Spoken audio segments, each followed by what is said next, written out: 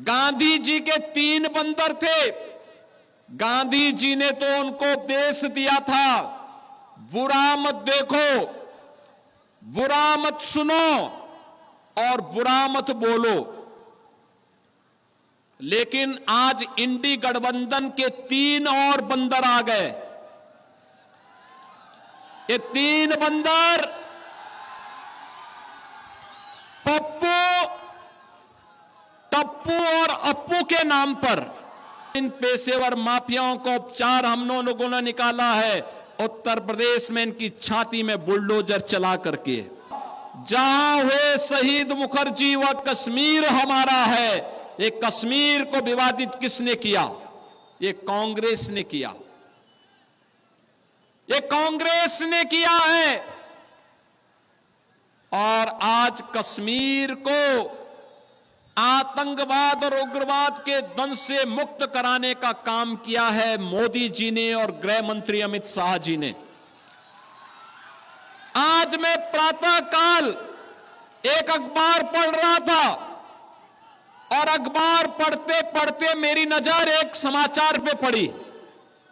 वह समाचार था कि एक फिल्म का एक्टर जो कश्मीर का था, 27 वर्ष के बाद कश्मीर जा पाया।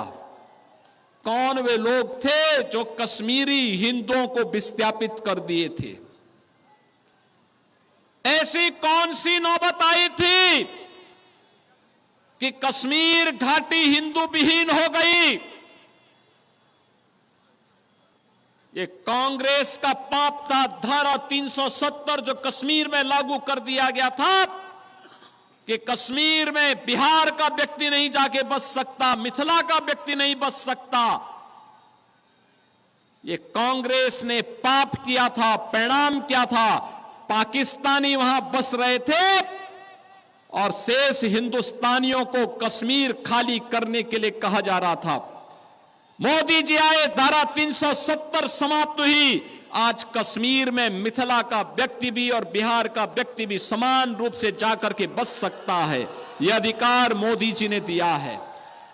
बहनों और भाइयों, मैं तो आपसे कहने के लिए आया हूं, ये जो आरजेडी है, ये जो कांग्रेस है और इनका एक पार्टनर उत्तर प्रदेश में है समाजवादी पार्टी के रूप में, ये घोर हिंदू द्रोही है, रामद्रोही हैं, मां जानकी के विरोधी हैं। जो राम का विरोधी होगा, मां जानकी का विरोधी होगा, हमारा भी विरोधी होगा। आप याद करिए, ये कांग्रेस है जिसने कहा था राम हुए ही नहीं। भगवान राम और मां जानकी के अस्तित्व पर इन्होंने प्रश्न खड़ा किया था।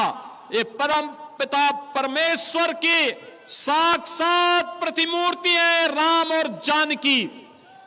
उनके अस्तित्व पर प्रश्न खड़ा करके हमारी आस्था के साथ कांग्रेस ने खिलवाड़ किया था। सुप्रीम कोर्ट में इन्होंने एफिडेविट दिया।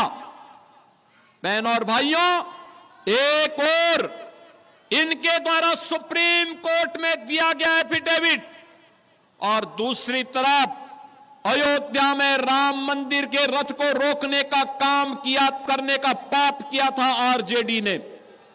इसी बिहार की धरती पर दंगों की आग में झोंकने का काम किया था और समाजवादी पार्टी ने अयोध्या में राम भक्तों पर गोलियां चला करके पूरी अयोध्या को लहूलुहान करने का पाप किया था।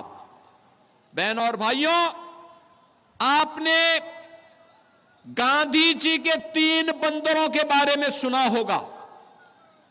गांधी जी के 3 बंदर थे। गांधी जी ने तो उनको उपदेश दिया था, बुरा मत देखो, बुरा मत सुनो और बुरा मत बोलो। लेकिन आज इंडी गठबंधन के 3 और बंदर आ गए। ये 3 बंदर पप्पू, टप्पू और अप्पू के नाम पर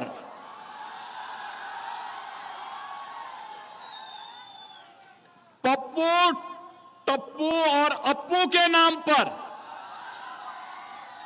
पप्पू सच बोल नहीं सकता, अच्छा बोल नहीं सकता, टप्पू अच्छा देख नहीं सकता